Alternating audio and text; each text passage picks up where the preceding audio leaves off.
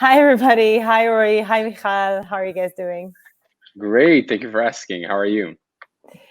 Good, good. Hello to everyone who's joining us for this lovely panel. I'm really, really excited about it. This one's going to be fun. I do know that we have about 20 minutes, which is not a lot because I have a ton of questions for you guys. I hope that we'll make it through all of them. But if that's okay with you guys, I'll kick off with a quick introduction of you two so our audience will understand who they're going to hear from. So first of all, I'm really excited to introduce Michal Tsur, who is the co-founder and president of Kaltura. Kaltura is the everything video company providing video cloud solutions to any organization. One of Kaltura's main pillars is providing educational institutions with advanced video tools that enhance teaching, learning, and student engagement, both on campus and remotely. Kaltura serves hundreds of schools worldwide, including 15 of the top 20 US universities, and provides video education solutions for ministries of education globally. So you guys can probably understand how busy Kaltura had been in the past few months. Now, to move on to our next guest, we have Roei Deutsch, who's the co-founder and CEO of Jolt. Jolt is the business school of tomorrow, allowing students to join interactive group workshops with like-minded professionals led by industry experts. With campuses in Israel and the UK, Jolt is also thinking about expanding into the US, and Roei would be able to expand or elaborate about that later on. However, they have made an interesting journey during COVID-19, transitioning to online learning, and would love to hear about that. So hi to both. So I'll start and kick us off with a question to both of you. This panel is about real-time learning, the real-time learning experience. And one of the things that might be harder for educators going online is keeping that engagement going. So I'd love to hear from you. What are your top recommendations for keeping students engaged? And yeah, Roei, you can go ahead. Brilliant. So we made that really a great part of our effort in the last 5 years at Jolt. And we've discovered there are a few things that really make the difference for engagement. The first thing is that, and I think that was discussed prior to me, and I think Kaltura has seen it in some of its products, is that a live group session is critical for the participation of everyone. Obviously, comparing it to recorded video or watching something remotely creates a lot less engagement. We've noticed that there are a few magic points in a learning session that makes the difference. One of them that has become iconic for Jolt sessions is actually presenting all the students one by one in the beginning of every class. So we have this automatic sequence that presents every student one by one with their name and title and picture, and then presents the instructor with their own live narration, kind of like you present someone who's going on stage. That brings two things into creating a well interactive session. One of them is that everyone feels included, which is something that's very hard to do when everyone is remote.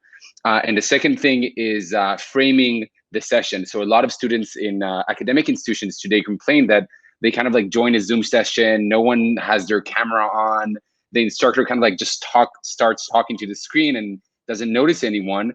And that framing of the session in a way that everyone are part of this session, you cannot be with your camera off if you were just presented, that would be very rude, is a major part of that. I'll finish with just another magic thing that we're doing. Our bot actually recognizes if someone has their camera off and reaches out to ask them to do that. And we offboard after the session people who do not open their camera. It's becoming an ethical thing I think in remote experiences in general. Being on a remote session that's live and being with your camera or microphone, with your camera off, is actually now considered, I think, rude and is harmful for the experience of the rest of the participants. And it's interesting because it's also something that we're seeing in business, right? I mean, every single meeting that we go through is now immediately turned into a video meeting just naturally because of COVID. Michal, your take on the same one? Yeah, so my take on engagement, which I believe was the question, is that, ultimately engagement has to do both with the content and then with the experience. So, typically I say that content is king, and, for us, we're a technology platform. We're not a content company. So we provide the tools for creating and delivering the content, whether it's, on demand or live or real time. And then, it's up to our customers to actually deliver high quality content, whether making it short, segmenting it, but making the actual content engaging. The interesting thing is that there are many tools to actually make the content itself more engaging and to create content in snackable bits that makes it easier to consume and more engaging in itself, or even, allowing to share video content as part of a live session, which typically is difficult using certain tools where you can't actually share a video. So actually being able to make the content itself engaging, and then the experience where you can, I would divide it into two.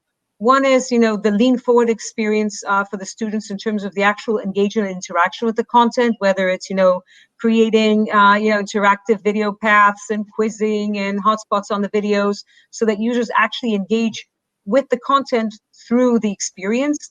But then also, and that's something we've seen happening a lot throughout COVID-19, is promoting content creation by the students themselves. So, video assignments, and it's a valid, I guess, request for many types of content, whether it's, for, presentation skills, or if you're in a nursing course and you need to now show how you're doing certain activities, so, or musicians. So there are a lot of things where the performance itself is valuable, and then presenting the content itself. By the way, we've seen a lot of customers in Australia even conducting exams over video so that they can actually verify that the students are the ones presenting the content and not cheating in the exams.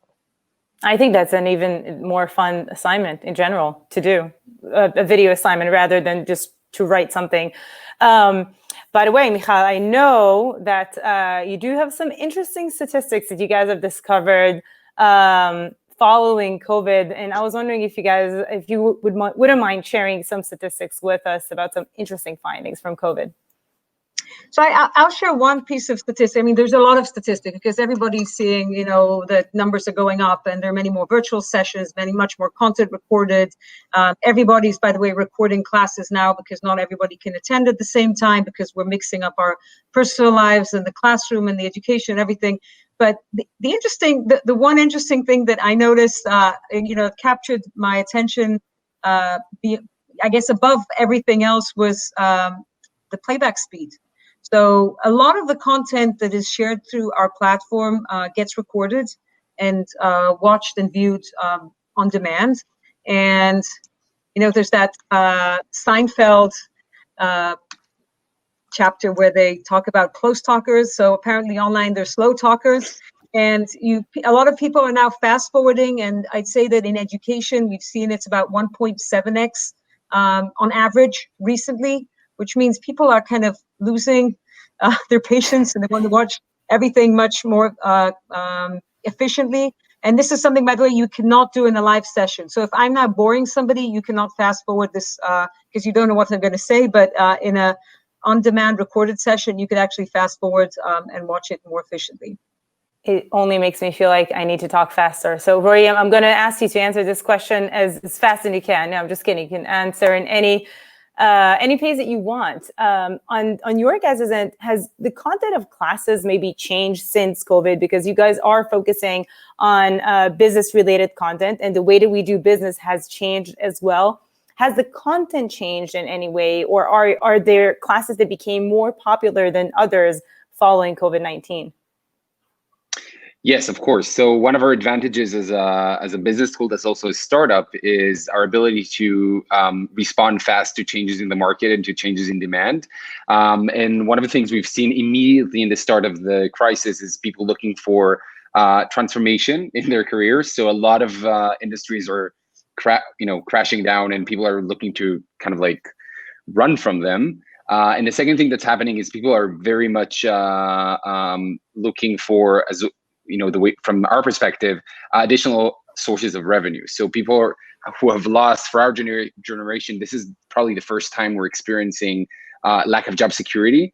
And people are looking at the tech industry. They're looking at some industry that have survived this crisis better than others. And they see that some people are able to create additional revenue streams, and they're looking for ways to do that. I don't know to say if it's necessarily possible or easy. And it's almost like, when we started talking about building content for it, we were like, Jolt is too much of a serious business to do something that sounds like make money off the internet, right? That's kind of like the big cliche of bad content.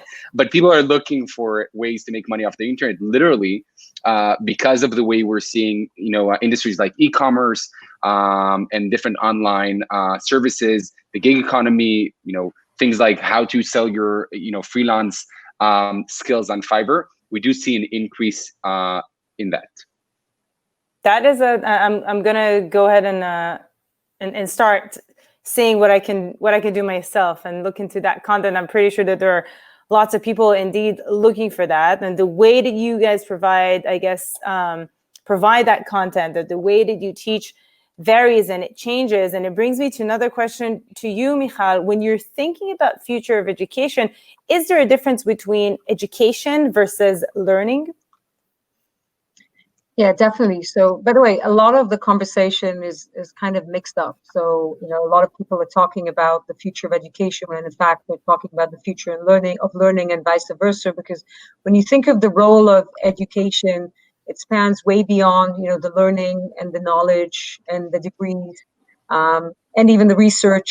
I mean, when you think of, education as it has been for many years, it's, a lot about also creating communities and networks in the institutions. It's long-lasting networks that then follow us and become our business networks. We go jogging and we go to coffee shops and we go and some certain sports clubs and each of us with our personal interests. But these networks really cease to exist online. And that's, by the way, part of the thought process we've been going through recently as we're thinking of how do we actually design technology better so that it not only address future of learning, but it can actually address the future of education. Because if we do need to actually replace a lot of the experiences that have been going on in the physical world, the learning itself is insufficient. So how do you actually continue building those communities? A lot of, even think of students who come from abroad and now will actually be left out and will not become a true part of a community. So a lot of the design process we're putting into thinking of technology is how do we actually replace those experiences, and that's why future of education is definitely different than the future of learning, and a lot will still happen in the coming few years as these experiences change. It's not just about moving the learning online. It's about really creating these types of experiences. By the way, leveraging also the opportunities and actually even the advantages that online sometimes offers. Doesn't always offer advantages. So everybody's very excited, and early on the big focus with technology has been on how do we actually address the massive move online at scale. So everybody's been looking at scale and actually the communication itself, but Oh, I don't know if you guys can all hear Michal. But Roei, I was about to transition that to you to actually ask you, I mean, thinking about the benefits that video might have, I actually had two questions to you following what Michal just said. One would be, what are the benefits of moving online that you guys are seeing? And also, how do you create that continuity of actually creating a real community around classes? I know this is one of the things that Jolt is aspiring to create, but how do you really create that online? Is it harder? And if not, what are the benefits of that? Well, it's a complicated answer because I really agree with Michal's differentiation between learning and education. And I think in general, moving things online doesn't make them, better, and it doesn't just quite work. It's kind of like translating language. If you just translate Hebrew to English, you can see that in Google Translate. It doesn't quite work. There's context that you have to get. There's a lot of soul that doesn't go through just like translating one by one. And it's kind of like that with learning, because if you just transfer a lecture into online, and all universities on the planet have done it through Zoom and through Kaltura for that matter, it doesn't make the content great. As Michal said, content has to be built for remote learning. And just in the same way, if we do an incredible remote session and then record it, it doesn't make it good recorded content. Recorded content is a completely different production than live content, and we know that by trying to watch live shows on VOD, it just doesn't feel the same, right? There's something about live that is just is a bit different. We see that a lot now with Jolt because we've been very busy in the last 5 years just building, what that context is, and now you know that personally, what is the additional things that a student has to get, what does operational excellence looks like, what is actually delivering a learning experience that is for 2020 looks like. And we're seeing now a lot of universities, and that is something that is happening for the first time in Jolt's history. We see so many universities reach out to us to get services from us, which by the way we don't provide at this point, but we're started considering it because of the amount of the volume of reach out. And that is, they come to us and say, okay, we have been able to operate Zoom or Kaltura. We've been able to put this on to put our people on video calls, and now everything else isn't a good fit for our remote education. How do you create that community? How do you create student services? How do you create networking? How do you create groups? How do you create testing and projects and mentorship and everything, career services, everything universities have been providing through bricks and mortar now has to be somehow available online. And we've been doing that at Jolt with a combination of technology and military level operations that is required to deliver something of high quality on scale. And we are seeing universities struggling with that right now. So I cannot agree more with Michal. Technology has to be incredible. It has to be excellent, as good as Kaltura's products.